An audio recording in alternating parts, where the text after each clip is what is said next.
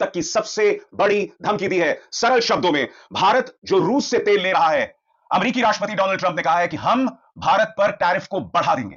यह बात समझ के परे है दोस्तों, क्योंकि चीन भी रूस से मदद ले रहा है, रूस से तेल ले रहा है, बावजूद उसके चीन को ऐसी धमकी नहीं दी जा रही है। और यहां पर भारतीय जनता पार्टी दावा करती है कि प्रधानमंत्री नरेंद्र मोदी विश्व गुरु हैं। तो सबसे बड़ी बात, यह धमकी डोनाल्ड ट्रंप चीन को नहीं दे रहे हैं, पाकिस्तान को अपनी गोद में बिठा लिया है और भारत को लगातार धमकी दी जा रही है। अगर प्रधानमंत्री खामोश हैं, एस जयशंकर जो फिलीपींस की यात्रा पर हैं वो खामोश हैं, और पीयूष गोयल हर बार की तरह खामोश हैं, उन्हें तो क्या ही कहना आता है। डोनाल्ड ट्रंप हर गुजरते दिन के साथ अमेरिका को ऐसा नुकसान पहुंचा रहे हैं कि अमेरिका का उठना नामुमकिन हो जाएगा। यकीनन टैरिफ्स को लेकर वो भारत को धमका रहे हैं, और भारत को इसकी बड़ी आर्थिक कीमत चुकानी पड़ेगी। भारत सरकार, या कहा जाए भाजपा सरकार, डर के चलते खामोश है। मगर अगर वो थोड़ी हिम्मत बताती और जवाब देती, करारा जवाब देती ना, तो डोनाल्ड ट्रंप को पता चल जाता हो कि वो किससे डील कर रहे हैं। मगर हां दोस्तों, मैं आपको बताना चाहता हूं कि विदेश मंत्रालय ने इस पर करारा जवाब दिया। इससे पहले कि मैं आपको बताऊं कि विदेश मंत्रालय ने क्या कहा है, मैं आपको बताना चाहता हूं कि डोनाल्ड ट्रंप क्या कह रहे हैं। उनकी भाषा से आप समझ जाएंगे कि तेवर क्या है अमेरिका के। आपकी स्क्रीन पर, भारत सिर्फ रूस से भारी मात्रा में तेल नहीं खरीद रहा है, बल्कि उस खरीदे गए तेल का बड़ा हिस्सा खुले बाजार में बेचकर मोटा मुनाफा कमा रहा है। उनको फर्क नहीं पड़ता कि यूक्रेन में रूस की जंग में कितने लोग मारे जा रहे हैं। इसी वजह से भारत से लिए जाने वाले टैरिफ को बहुत ज्यादा बढ़ाने जा रहा हूं तक की सबसे बड़ी धमकी दी है। सरल शब्दों में, भारत जो रूस से तेल ले रहा है, अमेरिकी राष्ट्रपति डोनाल्ड ट्रंप ने कहा है कि हम भारत पर टैरिफ को बढ़ा देंगे। यह बात समझ के परे है दोस्तों, क्योंकि चीन भी रूस से मदद ले रहा है, रूस से तेल ले रहा है, बावजूद उसके चीन को ऐसी धमकी नहीं दी जा रही है। और यहां पर भारतीय जनता पार्टी दावा करती है कि प्रधानमंत्री नरेंद्र मोदी विश्व गुरु हैं।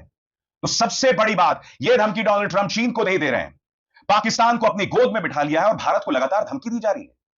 मैं समझना चाहता हूं, हमारे वाणिज्य मंत्री पीयूष गोयल अमेरिका में जाकर करते क्या हैं, विदेश मंत्री एस जयशंकर का काम क्या है, और सबसे बड़ी बात, हालांकि भारतीय विदेश मंत्रालय ने अमेरिकी राष्ट्रपति डोनाल्ड ट्रंप को करारा जवाब दिया है, मगर प्रधानमंत्री खामोश हैं, एस जयशंकर जो फिलीपींस की यात्रा पर हैं वो खामोश हैं, और पीयूष गोयल हर बार की तरह खामोश हैं, उन्हें तो क्या ही कहना आता है। मैं फिर आपसे पूछना चाहता हूं क्यों। मगर आज इस कार्यक्रम में हम सिर्फ इस बात की चर्चा नहीं कर रहे हैं कि किस तरह से भारत सरकार खामोश बना हुआ है, हम इसकी भी चर्चा करेंगे कि डोनाल्ड ट्रंप भस्मासुर बन चुके हैं। सही सुना आपने, डोनाल्ड ट्रंप हर गुजरते दिन के साथ अमेरिका को ऐसा नुकसान पहुंचा रहे हैं कि अमेरिका का उठना नामुमकिन हो जाएगा। यकीनन टैरिफ्स को लेकर वो भारत को धमका रहे हैं, और भारत को इसकी बड़ी आर्थिक कीमत चुकानी पड़ेगी। मगर हम अगर इसके दूरगामी परिणाम को देखें, तो इसमें नुकसान अमेरिका को होने वाला है। भारत सरकार, या कहा जाए भाजपा सरकार, डर के चलते खामोश है। मगर अगर वो थोड़ी हिम्मत बताती और जवाब देती, करारा जवाब देती ना, तो डोनाल्ड ट्रंप को पता चल जाता हो कि वो किससे डील कर रहे हैं। मगर हां दोस्तों, मैं आपको बताना चाहता हूं कि विदेश मंत्रालय ने इस पर करारा जवाब दिया। इससे पहले कि मैं आपको बताऊं कि विदेश मंत्रालय ने क्या कहा है, मैं आपको बताना चाहता हूं कि डोनाल्ड ट्रंप क्या कह रहे हैं। उनकी भाषा से आप समझ जाएंगे कि तेवर क्या है अमेरिका के। आपकी स्क्रीन पर, भारत सिर्फ रूस से भारी मात्रा में तेल नहीं खरीद रहा है, बल्कि उस खरीदे गए तेल का बड़ा हिस्सा खुले बाजार में बेचकर मोटा मुनाफा कमा रहा है। उनको फर्क नहीं पड़ता कि यूक्रेन में रूस की जंग में कितने लोग मारे जा रहे हैं। इसी वजह से भारत से लिए जाने वाले टैरिफ को बहुत ज्यादा बढ़ाने जा रहा हूं। मैं फिर आपसे सवाल पूछना चाहता हूं दोस्तों, कि तेल तो चीन भी खरीद रहा है, मगर आखिर अमेरिका के ये तेवर चीन के बारे में क्यों नहीं है? क्यों डोनाल्ड ट्रंप बार बार भारत को धमका रहे हैं? वो डोनाल्ड ट्रंप जिसके लिए प्रधानमंत्री नरेंद्र मोदी ने वोट मांगा था, जिसके बारे में आपने अहमदाबाद में कहा था, माय फ्रेंड डोनाल्ड ट्रंप। क्या हुआ, यह सवाल किया जाएगा। मगर मुझे खुशी है, भारतीय विदेश मंत्रालय ने करारा तमाचा मारा है डोनाल्ड ट्रंप के इस बयान को, और हम सब भारतीय होने के नाते अपने विदेश मंत्रालय के इस जवाब के साथ खड़े हैं। अफसोस ये कि हमारे विदेश मंत्री चुप हैं। जी हां, जिन्हें इस मुद्दे पर बोलना चाहिए, खुलकर सामने आना चाहिए, क्योंकि बात अब देश की अस्मिता की हो गई है। दोस्तों, आपकी स्क्रीन पर विदेश मंत्रालय का बयान, और मैं आपको बताना चाहता हूं कि भारत ने 5 मुद्दे उठाए हैं, और हर मुद्दा वाजिब है दोस्तों। पहला मुद्दा आपकी स्क्रीन पर, अमेरिका और यूरोपीय यूनियन ने रूस यूक्रेन युद्ध शुरू होने के बाद भारत को रूस से तेल खरीदने पर निशाना बनाया। असल में भारत ने रूस से तेल खरीदना तब शुरू किया जब युद्ध छिड़ने के बाद पारंपरिक सप्लाई यूरोप की तरफ मोड़ दी गई। उस समय खुद अमेरिका ने भारत को रूस से तेल खरीदने के लिए बढ़ावा दिया, ताकि वैश्विक ऊर्जा बाजार में स्थिरता बनी रहे। तो यह भारत का पहला जवाब है, और वाजिब है दोस्तों। भारत कह रहा है कि भाई, अमेरिका ने हमसे कहा था कि आप रूस से तेल खरीदो। अब अमेरिका हमें यह कह रहा है कि चूंकि तुम रूस से तेल खरीद रहे थे, इसीलिए तुम पर टैरिफ लगाया जाएगा।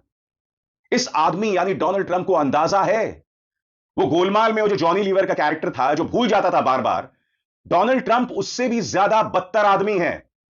दूसरा पहलू, विदेश मंत्रालय का आपके स्क्रीन पर, भारत की खरीदारी अपने उपभोक्ताओं को सस्ती और भरोसेमंद ऊर्जा कीमतें सुनिश्चित करने के लिए की जाती हैं। यह कोई शौक नहीं बल्कि मजबूरी है, जो वैश्विक बाजार की स्थितियों के कारण है। लेकिन हैरानी की बात यह है कि जो देश भारत की आलोचना कर रहे हैं, वो खुद भी रूस के साथ व्यापार कर रहे हैं। फर्क बस इतना है कि हमारे लिए यह व्यापार एक जरूरी राष्ट्रीय जरूरत है, जबकि उनके लिए नहीं। बात तो सही है दोस्तों, ये यूरोपीय देश रूस के साथ व्यापार अब भी कर रहे हैं, अपनी जरूरतें रूस से पूरी कर रहे हैं, और आईना किसको दिखाया जा रहा है? भारत को दिखाया जा रहा है। तीसरा बिंदु आपकी स्क्रीन पर, यूरोपीय यूनियन ने 2024 में रूस के साथ 67.5 अरब डॉलर यूरो का माल का द्विपक्षीय व्यापार किया।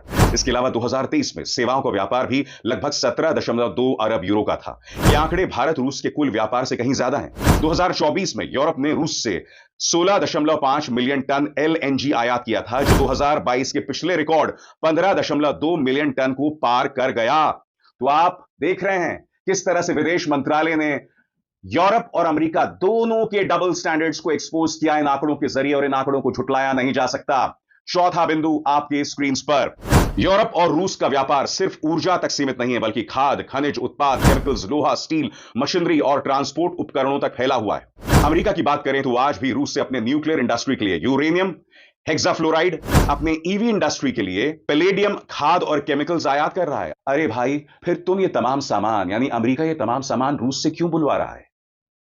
क्यों इंपोर्ट कर रहा है? क्यों आयात कर रहा है? ये दोहरे मापदंड तो नहीं चलेंगे। और जैसा कि एक महान आदमी कह गए, हिपोक्रेसी की भी कोई सीमा होती है। आखिरी बिंदु आपके स्क्रीन पर, इस पूरे संदर्भ में भारत को निशाना बनाना पूरी तरह अनुचित और बेवजह है। हर बड़ी अर्थव्यवस्था की तरह भारत भी अपने राष्ट्रीय हितों और आर्थिक सुरक्षा की रक्षा के लिए जो जरूरी कदम होंगे वो उठाएगा। जाहिर सी बात है दोस्तों, कांग्रेस ने प्रहार किया है। जयराम रमेश का बयान आपकी स्क्रीन पर, जहां वो कह रहे हैं कि देखिए, प्रधानमंत्री नरेंद्र मोदी ने हाउडी मोदी किया, माय फ्रेंड डोनाल्ड ट्रंप किया, इस सब के बावजूद भारत को यह कीमत चुकानी पड़ रही है। खामोशी क्यों? कांग्रेस से सवाल पूछ रही है। कांग्रेस के नेता मनीष तिवारी ने सीधा प्रहार किया है और डोनाल्ड ट्रंप को 1971 की याद दिलाई है, जब आपका 7th फ्लीट अरब सागर में आके खड़ा हो गया था। बकौल मनीष तिवारी, हमने उस वक्त उस चुनौती का सामना किया था और हमने उसे पार पा लिया था।